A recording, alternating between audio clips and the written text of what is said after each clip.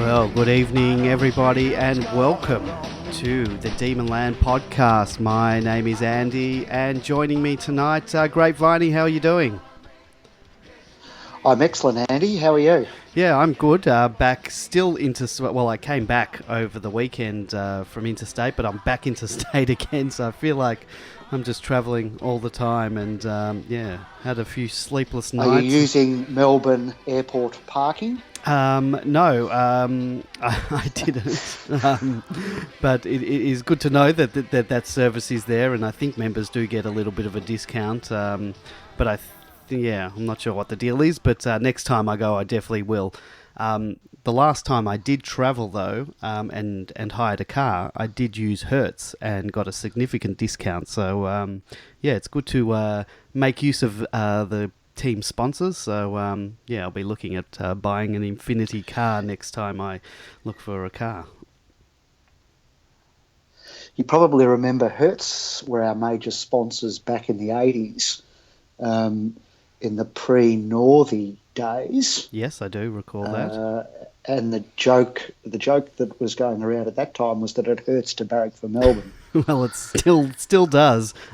Still hurts some of the time, doesn't it? Yeah, well, at least for one quarter a game, it definitely hurts. And we will discuss a little bit of the game. We do apologise. The podcast is a bit late this week, so we might just focus most of the time on the game ahead. But we did have another game, and I don't know about you, Grapeviney, but this team just continually does it to us week in, week out. There's always one quarter where we have some type of lapse, and it happened again. It happened in the third quarter, and I mean, for me, I'm very disappointed I was disappointed to be 42 points up at one stage, I believe, and basically give up that entire lead to go level.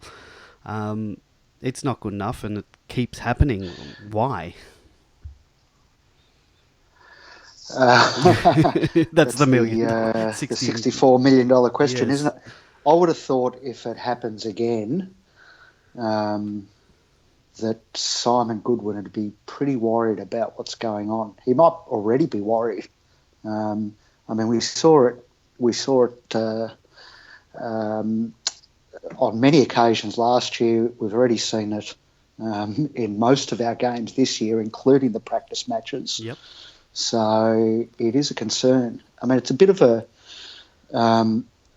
sort of a. There's two sides to the coin, really. We've sort of got this capacity to come back, from 6 or 7 goals down, but we've also got a capacity to give up a 6 or 7 goal lead, as we saw on the weekend. So, the players seem to have faith that they can step it up a gear when necessary, and we've seen that, and they did it on the weekend. I don't think Brisbane actually got in front, did they? They levelled, and then we kicked away. Yeah. But you don't want to be relying on that, do you? You don't want to be 6 goals down or giving up 5, 6, 7 goal leads before you then hit your straps again. So they have to get it sorted, whatever it is. Yeah. This mental lapse. Yeah, I have no idea what causes it. And, I mean, you can say, oh, well, it's great, we can steady the ship and come back and go, but that shouldn't happen. 42 points up, we should have won that game by 80 points. We saw last year, we regretted not being able to put teams away, and it happened. We got to 6 goals up against Brisbane last year and let them get back into the game and only won by a couple of goals, and that was the percentage that cost us, and it could cost us again. We can't have these lapses. And you can say, well, the Melbourne of old would have lost that game. Well, that's not good enough, because this Melbourne could cost us. No, we're in G Melbourne. Sorry? You're right. Where it's you can't say it's the Melbourne. Compare it to the Melbourne of old. Those days are behind us now. Yeah. But yeah, very worrying. I mean, there were some great signs in the game. We won't forget to mention Jesse was fantastic. An all-round great game. Jeffy Garlett. He loves playing against Brisbane. Doesn't he? Brisbane, He- Brisbane is his, how should I say it? He's like when Ben Brown comes up against us, and we'll talk about Ben Brown later. He's well, what is it? They're his bunny team, or what? How do you phrase that? Yep. No, they're always a very friendly team. He played really well, Jesse. Jeffy, alongside him, was back to his absolute best. And really the two of them, put the game away, didn't they, in the last quarter? They did, and so sort of stood up when it counted. There were a lot of people the previous week calling for Jeffy Garlett's head. I definitely wasn't one of those people. I know what Jeffy can do, and he's the sort of guy that I think you've got to, unless he has consecutive bad games, you've got to have him in the team because which doesn't happen. No, and certainly didn't happen last year. And look, players are going to have off days, but he had an on day, if he can produce that most weeks, we're going to be in good stead. I bumped the Jeffy thread today just to give him a bit of resurrect love. some of the love that was being thrown around last year, and if you look at his stats, look at his numbers up against Cyril, and he's played fewer games for more goals, and that's not to say he's a better player than Cyril, but Cyril kind of gets celebrated as being sort of above and beyond. But Jeffy's more than a match for him. And then, of course, you've got Eddie Betts in the equation too, whose numbers are, as we've discussed before, are very similar to the Wizard. Interesting on the small forwards. The point is that Jeffy's right up there. Are we calling Jeffy Garlett the Wizard? Is that has he adopted that nickname now? No, he's. I don't think he's in the Wizard class. Oh, when you said Wizard, you were talking about by way of averages. Sorry. So when you were talking about the Wizard, you were talking about the actual Wizard, Jeff Farmer. Yes. Okay. Yes. Yeah. So Cyril averages about 1.4 goals a game over his career. Yep. Jeffy and Jeffy's around 1.8. Yep. And then Eddie and the Wiz are a bit over 1.9. Okay, so he's right. He's right in that bracket of those guys. So absolutely. Look, I thought last year Jeffy was very not stiff probably at the end of the year to say miss out on all Australian selection, but even when he was having the purple patches during the year, he wasn't really in the conversation. I mean, everyone loves Eddie Betts, and I think that Jeffy was very close to to being right up there for contention, and I think he had a bit of a quiet end to the year, but he's definitely one that's if he continues playing like this, we might be talking about AA later in the year. But I mean, very early days yet. But keep up that that type of form, and he'll be there coming at the tail end of the year. It's really interesting. His accuracy left him mid-season last year. At about the midway point of the year, he'd kicked 20 goals, 6, which was a real improvement on seasons before. But then from that point on, and it actually came in the week after I posted about it on Demonland, I think he kicked 20-20 for the rest of the year, or he went at about 50% for the rest of the year when he'd been much higher before that. So it'll be interesting to see whether he's back on target again this year. Hope so. Yeah, so do I. So we've talked about Jeffy, we've talked about Hogs, the other player that was an absolute standout, and he just continues to get better and better. Clayton Oliver, what a well-rounded 4-quarter game from him. There's no let-up, is there? He's just continued on from where he left off last year. So the hype is real. He's just clearly going to do this game in and game out. 30 plus touches, more than a handful of clearances, high tackle numbers. If he can add goals, more frequently, more regularly, then he's got the complete game. Yeah, it still baffles me. I think we talked about it last week on the show. I was suffering from a bit of a flu last week, and it was sort of a bit of the podcast was a bit of a hazy memory for me. But did we talk about him not being selected in the under, 10 best Yes. under 23? We did. And that just it baffles me that he wasn't in that conversation. The author did say he was unlucky, but yeah. I think he came out this week and sort of almost apologised for it and said, on reflection, he might, he might have put Clayton in. I don't have the thread up with me now, but there was a thing comparing his stats to Chris Judd's early stats, which was quite Yep. Which was quite a good thing to see, because he's sort of quite up there with what Chris Judd was at a similar time in his career, and you would think that Oliver's just going to get better and better, and if he can be anywhere near what Chris Judd was, we're in for some exciting times. Yep, no doubt about it. Yep. Petracca as well. I did like I continue to like what he's doing. I think he's just going to get better and better, and hopefully this is that breakout year that we've been expecting, because he's doing some really good things in the midfield. Yep, absolutely. Oscar was good again, wasn't he? Yeah. I think Oscar's probably been our best defender over the 2 games so far. We've had a few guys that have been a bit down on form in the back six, but not Oscar McDonald. Just getting better and better, and we'll talk about selections this week, because the selections are interesting.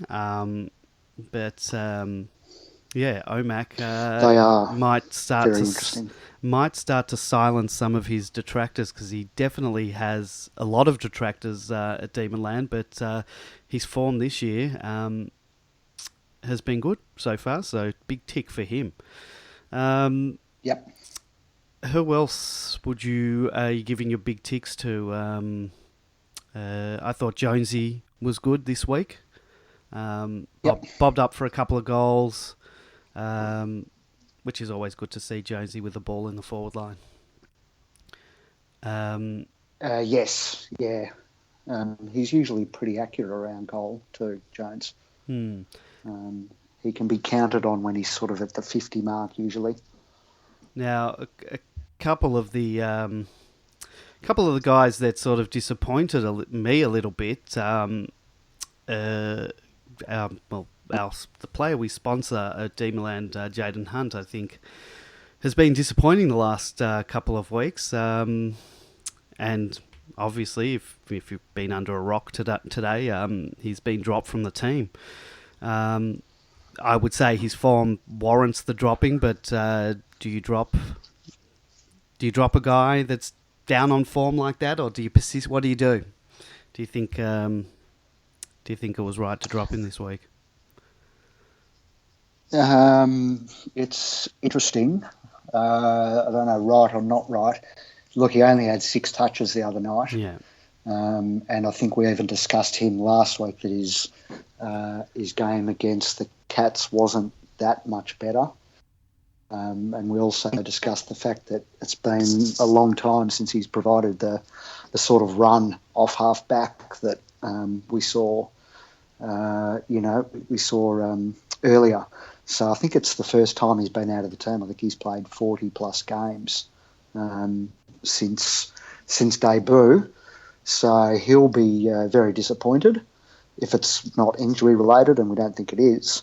And you'd think he'd just be desperate to, win his spot back. I think Frost is a good replacement. Frost can give that kind of run from defence. it tends to be a bit more manic than Hunt, who's perhaps a bit more measured. So yeah, you tend to have your heart in your mouth when Frosty goes on one of those runs. And I think sometimes even he doesn't know where he's going. But look, he's quick and is certainly sort of I guess a like for like with Hunt, even though he's bigger. Do you think Frosty's been brought into the team perhaps to take sort of maybe a bigger guy and not be that sort of replacement for Hunt?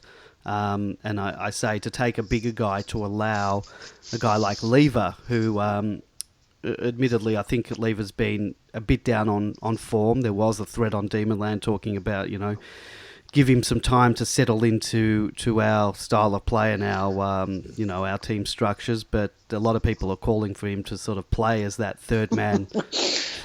A lot of people are calling for him to be deported back to Adelaide. Well, that's certainly not going to happen. We paid good money for him, so he's got to stay. But are we playing him are we playing him sort of? No, I wouldn't say out of position, but out of sort of the style of play that he's best at. I mean, at Adelaide, he was that third man up.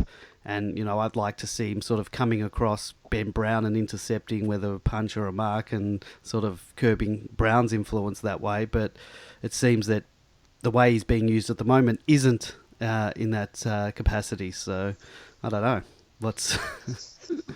Yeah, I think it's all still coming together, and there'll be an element of, I think, he's still growing. So there'll be an element of learning, not just the sort of the system and the structure and the way his teammates work, but also perhaps becoming better at the man-on-man stuff rather than just the intercepting. But, I mean, you often see all five backmen fly for the same ball anyway. So, we don't play man-on-man. No. We play the zone defence.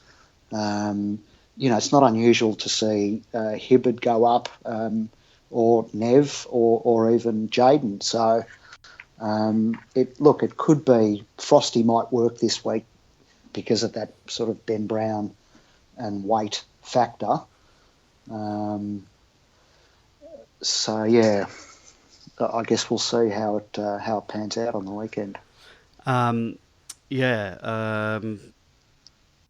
I was... Whether it frees up Lever or whether he's playing the same sort of role as he's done the last couple of weeks, I don't know.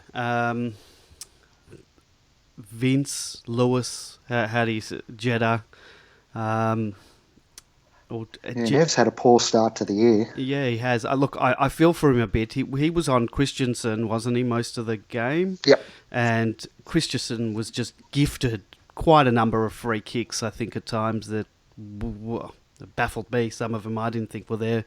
Maybe that's just me with my one eye open, but I thought we were murdered by the umpires, but I pretty much think that every week. So I think particularly this week we were dealt a bad hand. They got a couple of dubious free kicks which started the momentum for them. They got a couple of free kicks in front of goal. And at least one, maybe a couple of them were converted, and that started the roll.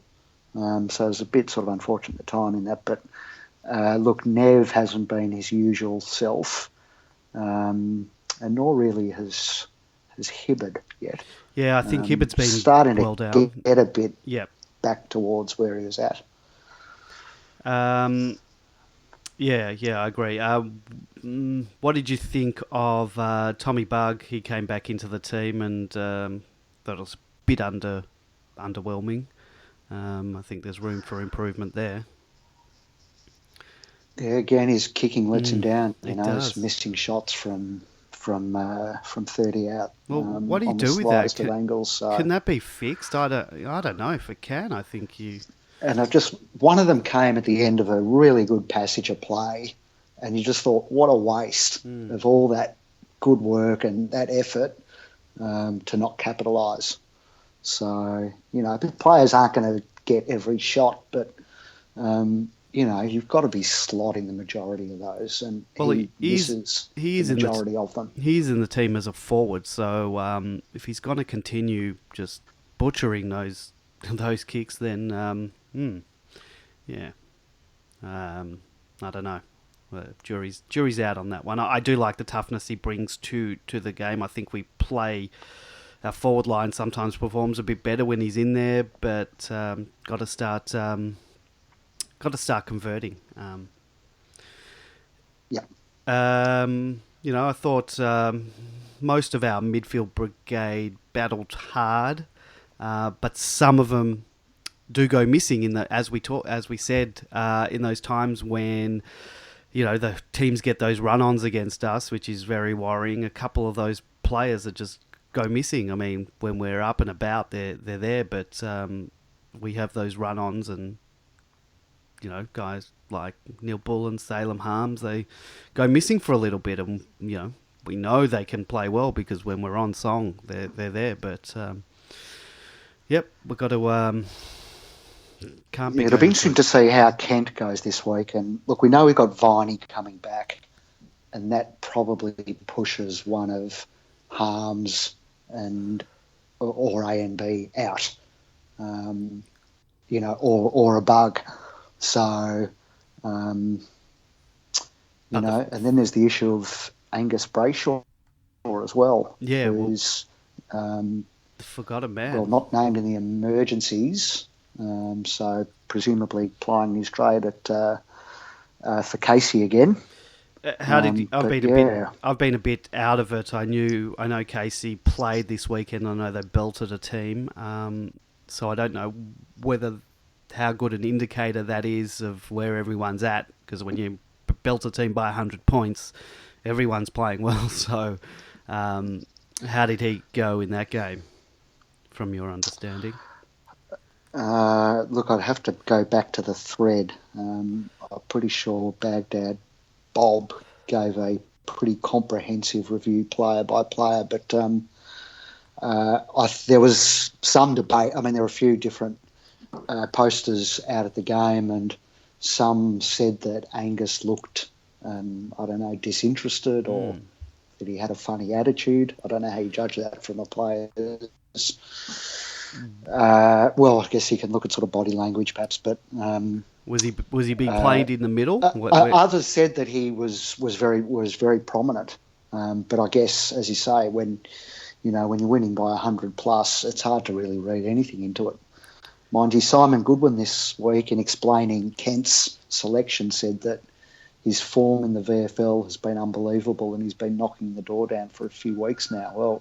We haven't played. They only played, so I don't know what form he's referring to. So yeah, it makes definitely surprised to see Kent in there so quickly. It makes it. I just would have thought you need to build up a longer resume of good games before he can get back in. Well, he's been given an opportunity now, and he's really got to take the bull by the horns and run with it, because there won't be too many chances left. I think anyone who gets in the team's really got to perform. And, a guy like Hunt, plays a couple bad games, he's out, and it can be seen as a good thing that players aren't just going to get a game and they've got to earn it. And depth is good to have depth. It's good to have a selection table problems, but I don't like hearing that Brayshaw looked disinterested. Do you know where he was playing? What are they playing him in the middle? I think he was in the middle. Yeah. I just wonder where his position is in at the Dees, because I know. Well, he's a midfielder, so that's sort of where he belongs. Because you can sort of play him half forward, wing, half back, so and in the middle. So yeah, that'll be interesting to watch that. I think it makes it hard, particularly at the beginning of the year when the Rezzies aren't playing. When they're not playing each week the same as the is the season. When does the season start? Is it this week, or is it still another week away? good question. We have all the answers here on the Team of Land podcast right at our fingertips. And I apologise, we can't take any calls today because I'm still interstate, but we'll be back taking calls. So maybe we can get someone next week to call and tell us what the fixture for the twos are. Bailey Fritsch. They're playing Coburg. They're playing Coburg this week, and it's a... I don't know. It doesn't say here. All right. Casey hasn't sort of elaborated. Well, they're still playing. But so in terms of Brayshaw last week, and this is Vogon Poetry's assessment of him, unlike others, I thought he was very good today. Okay. He started in the centre and got leather poisoning early and used it well most of the time. Strong around the ball, tackles hard. Played forward for a lot of the game and kicked a few and gave a few off. He was spent at the end but never stopped presenting and creating. I wish he was in the team tomorrow and is just waiting for an opportunity. So, according to at least one poster who was present, he was very, very good. Well, that's good to hear. And it is round one this week, so we are playing on Sunday at 1 p.m. at Piranha Park, which appears to be Coburg's home ground. So, let's go, Casey. So they're started up again. Which is good. Bailey Fritsch continues to show some good signs. I'm very happy with him. And look, they've dropped Peterson this week. They've named Frost centre-half forward, but I don't believe he's going to play as a centre-half forward. But the dropping of Peterson is a funny one. Not because he's been playing sensational football, but who's going to go up as our... just for structure. Yeah, who's going to go up as our ruckman, as our second ruck? Is that going to be fall to Frost? Yes. And I think North have been using Brown or Waite as their second ruck, so presumably Frost will go in whenever the forward goes in. So, But, you lose Peterson from centre-half forward. So it makes our forward line a little small. Tom McDonald's still out. Jesse's playing well, but he's our only big man there. And, I mean, you got Fritsch there, but he's not a key position. It's... No, but he's all right overhead. Yep. And, we know Petracca's also good overhead. As people have pointed out, you just can't go bombing it in, unless Jesse's in a one-on-one. But you would have thought, he's probably going to have two around him most of the night. So you need to lower the eyes and find sort of the targets inside. Inside 50. That's exactly my worry. And with Peterson out, it's a big worry because it means they're going to play two big guys. I reckon they're going to have two guys on him. They're going to have someone. They're going to play one back, one down back, loose down back. They're going to play like Geelong played us on the G. And if we just bomb it in, it's going to be trouble. So, I'm a little baffled by the selection table, but let's hope coaches know what they're doing. Yeah, he's never predictable. No, he's not. Is he, at the selection table? Which it could be a good thing if it works, but yeah, he's not predictable at all. Most coaches, you sort of know exactly what they're going to do, and this one just keeps surprising. It's going to be interesting. Didn't pay much attention. Do they have? They don't. You said they have been using Brown or Waite in the ruck, so they're not playing two ruckmen. No, because they've got a few big men, but yeah, interesting. They played. Is it Priest against us in the JLT? Bruce, yeah. Priest. And Dorr sometimes goes into the ruck, doesn't he? Jack Dorr. Yeah, is Goldstein still around? Don't really follow North Melbourne. A bit of a non-entity to me. I find their footy to be quite boring, except when they play us. Yeah. Well, their game with I don't know if you saw their game with St Kilda on Good Friday. I just saw the scores. It looked awful. It was an abomination. Yeah. At half time, it was 2-10 apiece. And the standard of football was just absolutely disgraceful. I think, it was D grade amateur football.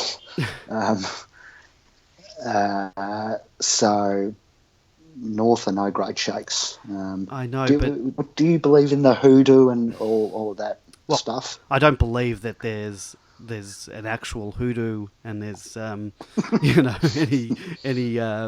sort of paranormal stuff going along with that. I don't think there's some witch's coven that's put any hoodoo over us, but obviously but people we on haven't. The board. Sorry. Obviously, we haven't beaten them in a very long time. I'm not sure how many games is it that we've lost. Is it 17 or 18? I think it's 17, yeah. 17, 18, yeah. So it's been a long time since we have beaten them, but I don't believe there's an actual hoodoo. I believe we need to get this monkey off our back.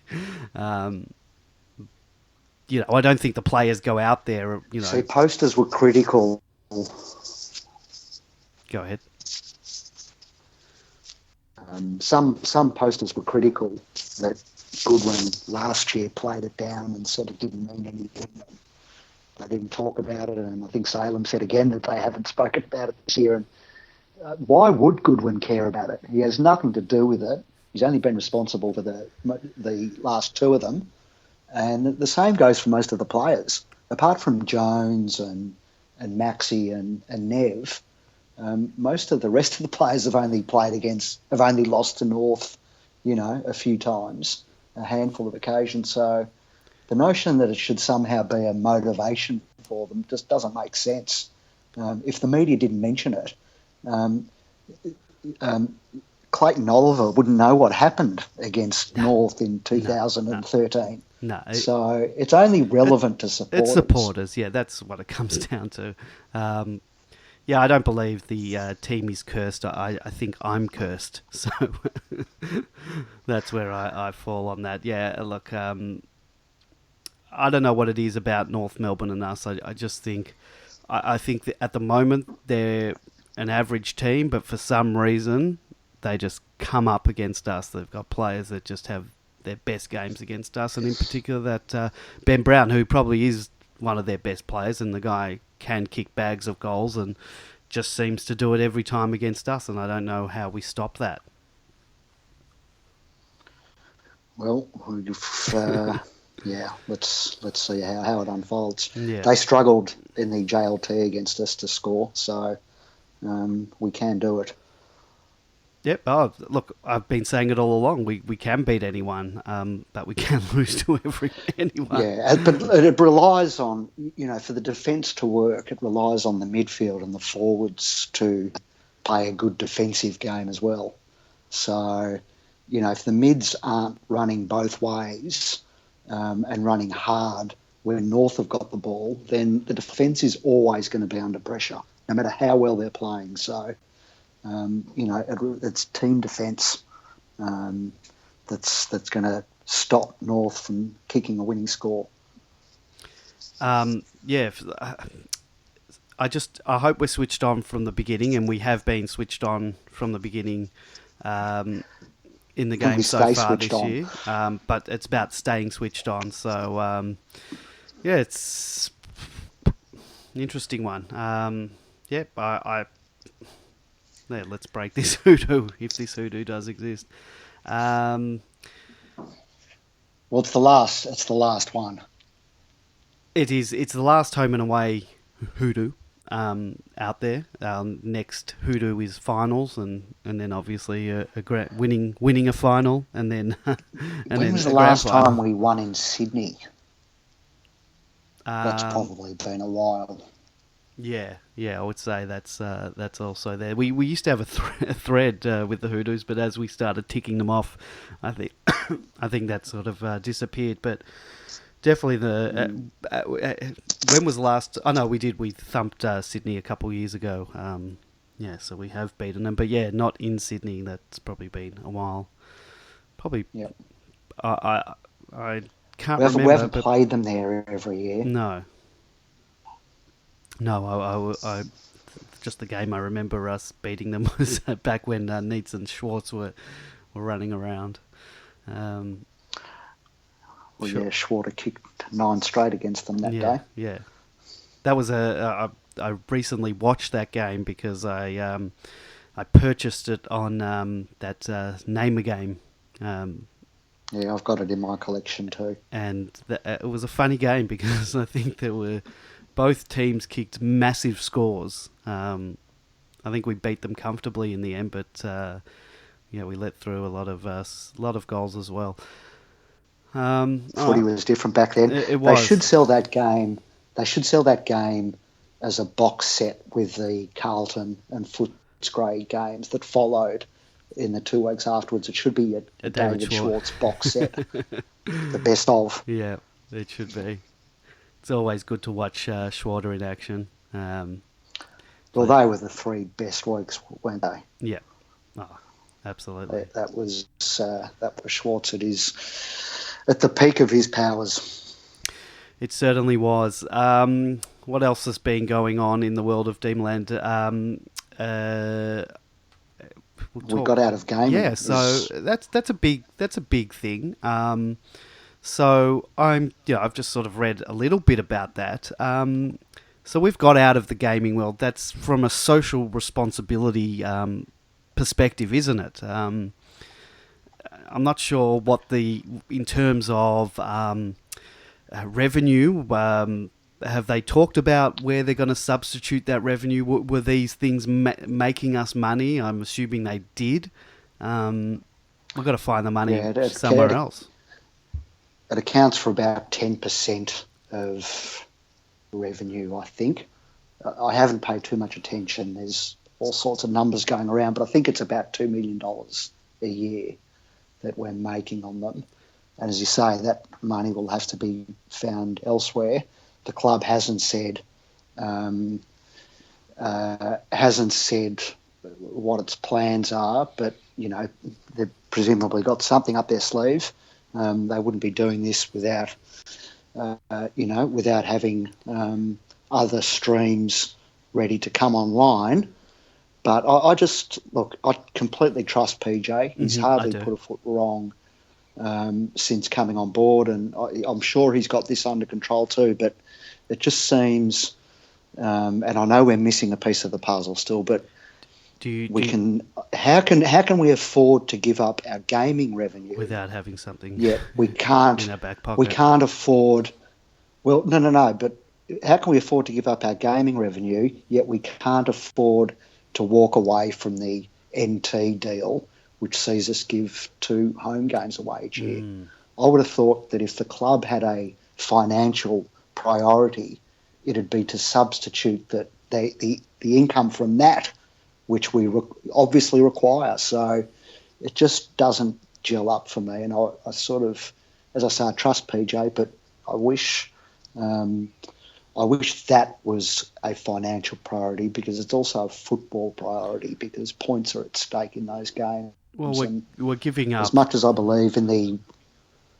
We're giving up go on. Possible wins away, which obviously you win those games, you get into finals, you have bigger exposure, you can get more sponsors.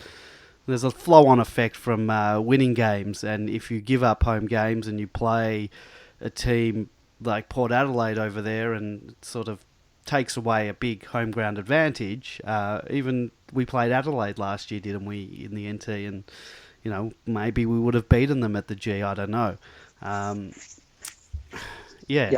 But with this gaming thing, I wonder if there is some type of... Do you think the AFL is sort of trying to get the clubs to step away, from a social responsibility thing? Do you think it's an AFL directive, or... I don't know. It's that maybe they want clubs getting away from that, but... Go ahead. You're just breaking up. Oh, sorry. Yeah, it could just be my internet connection here, so just bear with us if that happens. Do you think it's an AFL thing? Yeah, that they're sort of getting clubs to step away from it? It is an AFL-driven thing. The chairman's been quite outspoken about it. Most people there was a thread about this on Demonland, started by someone whose identity is quite suspicious in the overall scheme of things, because this person obviously had foreknowledge of what was going on. Okay. Because to the outsider, it just looked like window dressing from the AFL, as in they're just paying lip service to this idea that they were going to, give up on gaming.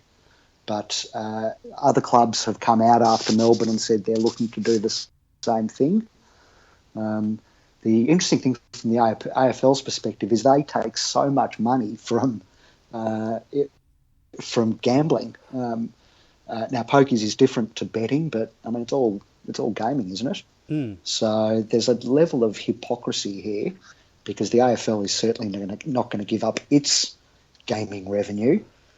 And I'm not, it's good from being a good corporate citizen and social responsibility and triple bottom line and all those things. But, the club's primary purpose is to play football, not to be an agent of change or a progressive social leader in the community. So I'm a bit ambivalent about the whole thing, to be honest. Well, I'm hoping that if it isn't... As I say, if we can afford to give up the $2 million, why can't we afford to play our games at home?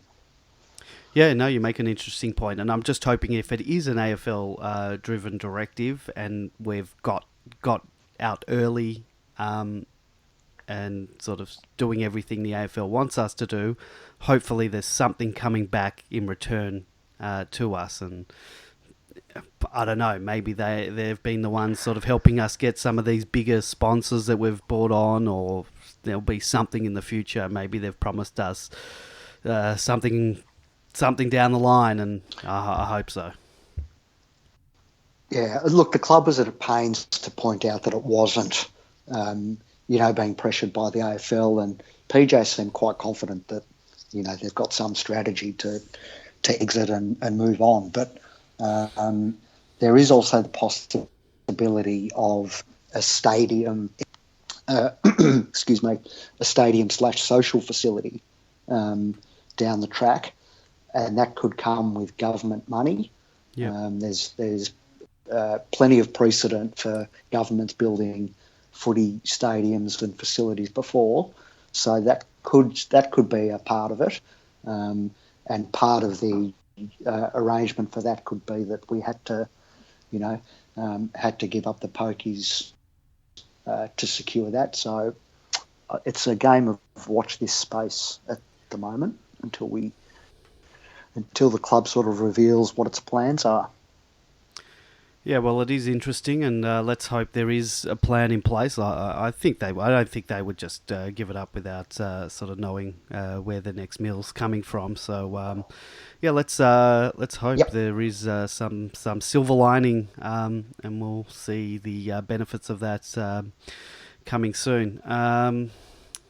What else has been happening on the Demon Land? I've been sort of a bit out of it the last couple of weeks, and from next week I'll be back in full swing. But when you're travelling a bit, it sort of makes it hard to be on this fabulous website for 24 hours a day like I usually am. So what else has been happening? What's ever angry about now on Demon Land? There's always something. Most of the anger is directed at Lever and the club for getting him at this stage. So he's quickly become a whipping boy for some. Yeah, I find that strange. You got to, surely you've got to give the guy a bit of time to settle in. 2 games. Yeah. I think that's ridiculous. I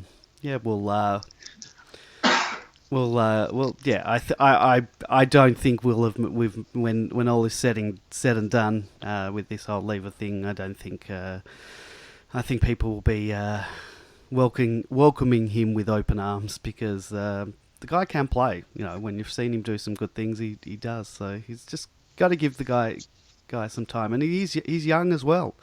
He's part of that young brigade. So yeah, give the kid some time. The milkshake hasn't been in great form, has he? Well, he had a fantastic AFLX tournament, Yes. so yeah, I'm willing to give him some time. You can't drop everyone that sort of has a bit of poor form, but No, just it looked like he was in great form in the pre-season, mm, but so it sort of looked like he was going to come in and not dominate, but continue where he left off last year. But it's just dropped off a bit. But someone noted that he's playing up the ground a little bit, so sort of pushing more up the ground when, rather than sort of staying closer to goal or around the 50 mark. yeah, I do prefer him closer to goal. He's a fantastic kick for goal on the run and set shot, and He's not a bad pass either, yeah, is he? he's Yeah. fantastic. Yeah.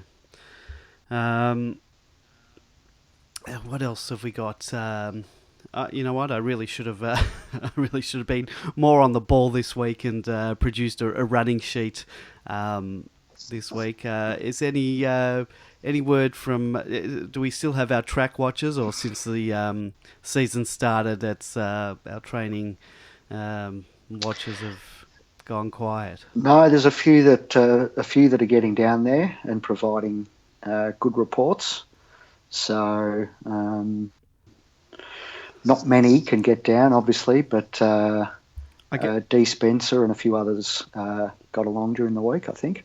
I guess once the season starts, that whole because we get to see them play on the weekends. I guess the training reports sort of we don't rely so much on what's happening at training and those track watchers to give us the word, because we do get to see the boys each week.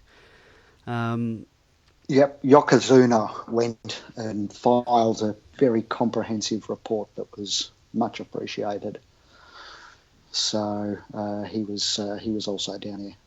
Well, we did do a poll on Demonland, and I did do a poll on Facebook about this non-existent hoodoo.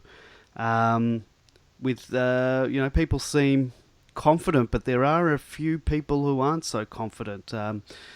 The Demonland poll was 82% saying yes, we will break it, and 17% saying we won't. Facebook was a bit more confident and had 91% yes and 9% no. So, Yeah, I think I'm going to choose us as my lock team this week. You know how you have that in the tipping competition. That yeah, would you Jay? You that knockout, your knockout pick. Are you that confident you'd give us a knockout? You'd give us the knockout nod. Yeah. Yeah, we're going to get up, and I think we'll get up comfortably as well. Yeah, I look. I look. Always, I would want to win first and foremost, but I would like to start nailing teams. We are a young team, but let's start. Let's not let up. If we get a lead, we've got to keep it. I was like everyone extremely disappointed we didn't go on to thump Brisbane this week, and I don't want to see too many more of those games. It's as a supporter, it's funny. I mean, for all the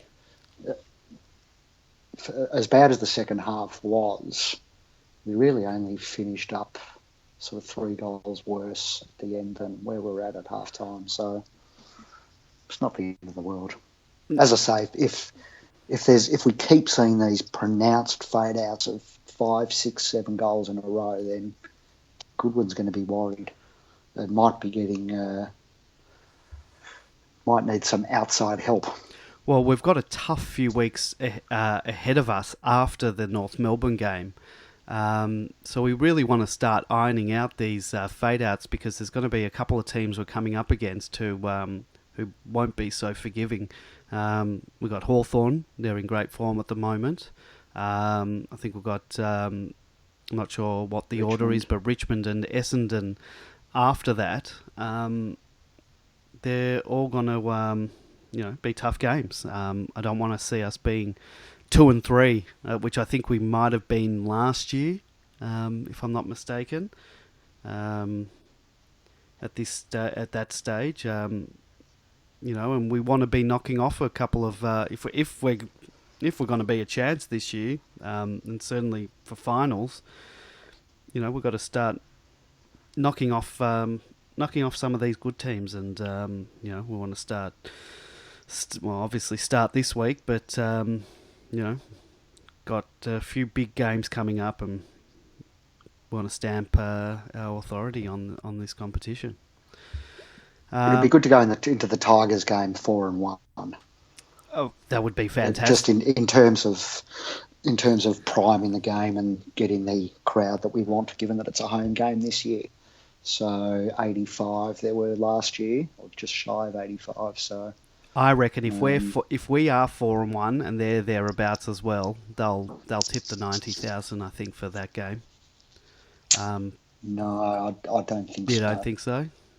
We got 85 last year. I think it'll always be bigger at their home game. Oh, it's our home game, isn't it? Yes. Yep. Well, swaps each year. Would we be able to? Do you reckon we could get 85,000 being our home game, or you think it'll be a lot less than that? No, it's maybe not 85. We could get 80. Yeah, it'd be nice. There you go. There's some. That's where we can make some money. Last year was great. I mean, I know we lost the game. But, it was great to be playing back on in front of a crowd like that. I mean, that's a finals crowd, 85,000. Oh yeah. So, it's comfortably above what we draw for sort of Queen's birthday and that. So, it's who doesn't love seeing the Demons play on a big stage. I don't think we talked about it last week. The crowd for the Geelong game, was that? Did we top 50 for that? And I think it was 54. Is that a good crowd for a first up game against Geelong? Look, I thought the weather was nice. I thought I thought there was going to be more, and I thought it had the potential to be high 60s, if not low 70s, because Geelong have got a big support base, and we go right and we're in positive sort of territory coming in. So I think it was 54. So I thought it was a bit of a disappointment, but that's what the MCC predicted during the week. Well, they predicted 51. So and they're always around the mark.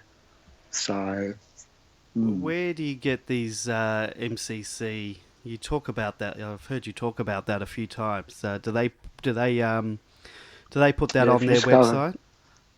If you just go to their website. That's what I'm going to now. I've got Melbourne, North Melbourne, event information. That's likely to be where it is. Okay, so they do have an expected crowd. What do you think? Expected crowd 36. Oh, sorry, I've just given it away. I did want to make it a bit of a contest, see how close to the mark you could get. But you were exact. Well done. You get the prize this week. 36,000. So, yeah. And that just shows how pathetic North are, because we can get 30 on a decent day against an interstate team. So, a Melbourne Port game on a decent day will easily get 30. So, North are just almost irrelevant. Got to be said. Well, I reckon they'll lose that Good Friday game. There's a good possibility they'll lose that. Well, the AFL certainly hasn't guaranteed it. Mm. So they're refusing to guarantee it at this stage. So I'm not surprised. I mean, that should be, it shouldn't be an Etihad game. Mm. It should be so big that it has to be at the G. Yeah. And it needs to be a good game.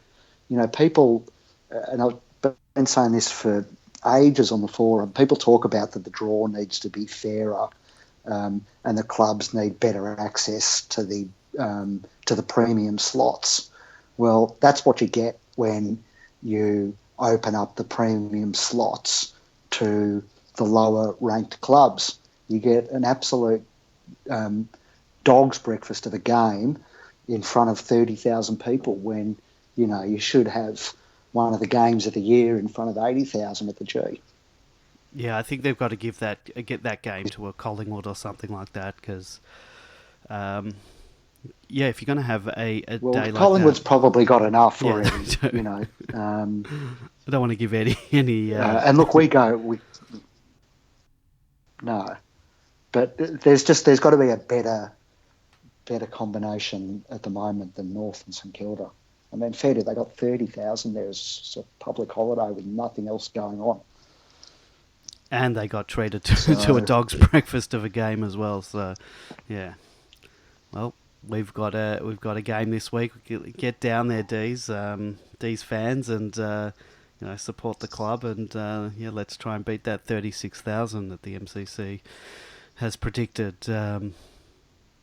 So, yep. Where we play? We're playing Saturday afternoon. Perfect. What's the weather? You got. I think it's meant to be nice. Nice. Good. So, good. We like nice weather for our games. Nice is good, and good is nice. Yeah. Well, it's a you know, obviously it's a must-win game. We can't drop this one. Drop games like this, and you miss out on finals in the end, as we saw last year. You know, we beat North in any of those games we played them last year, and we're in the finals. And you know, you can't drop these games against bottom four teams. And sure, they're sitting fifth on the ladder. No shame in losing to a team that's fifth, but yeah, surely they're not going to be anywhere near that position come the end of the year. So we've got to knock them off. Simple as that. Yep.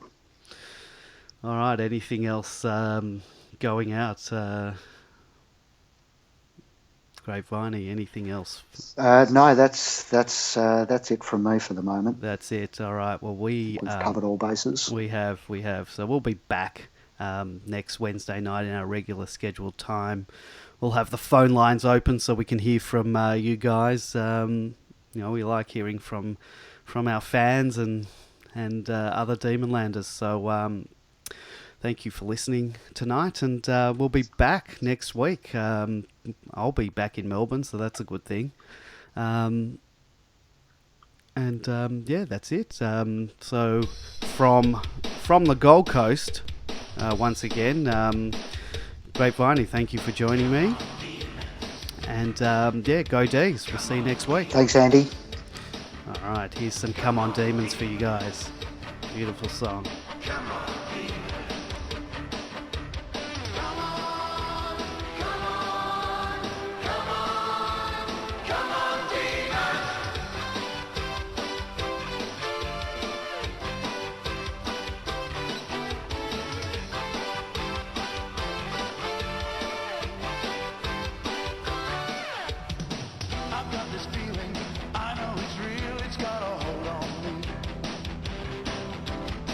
I've got this feeling